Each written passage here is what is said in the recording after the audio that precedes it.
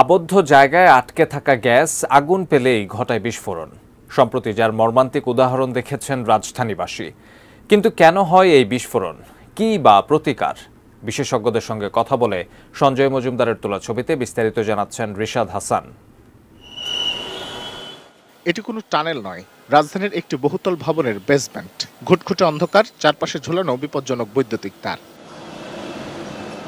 বেশিরভাগ বেসমেন্টেই থাকে পানির রিজার্ভ ট্যাঙ্ক আর সুয়ারেজের লাইনের সংযোগ। কোথাও কোথাও গোডাউন, বের হবার কোনো বিকল্প পথ থাকে না। আগুন নেভানোর ব্যবস্থাও বেশ নাজুক।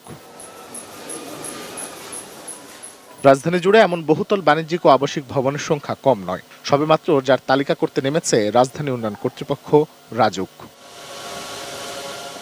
সম্প্রতি রাজধানীর সিদ্দিক বাজারে ঘটেছে মর্মান্তিক বিস্ফোরণের ঘটনা। ভবনের বেসমেন্ট থেকে বিস্ফোরণ হতে পারে বলে মনে করছে কারিগরি তদন্ত কমিটি। বাংলাদেশ প্রকৌশল বিশ্ববিদ্যালয় বুয়েটের গবেষকরা বলছেন, ভবনের বেসমেন্টে জমে থাকা গ্যাস যখন আগুনের সংস্পর্শে আসে তখনই ঘটে বিস্ফোরণ।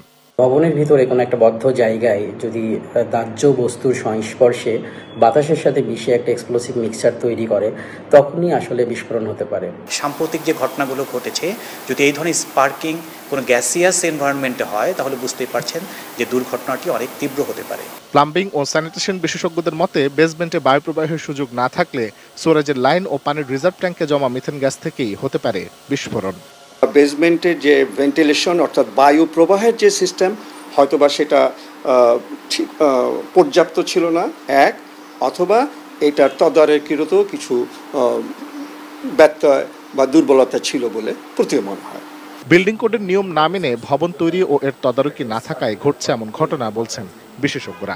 ন্যাশনাল বিল্ডিং কোডে বলা হচ্ছে বিল্ডিং অথরিটি থাকার কথা।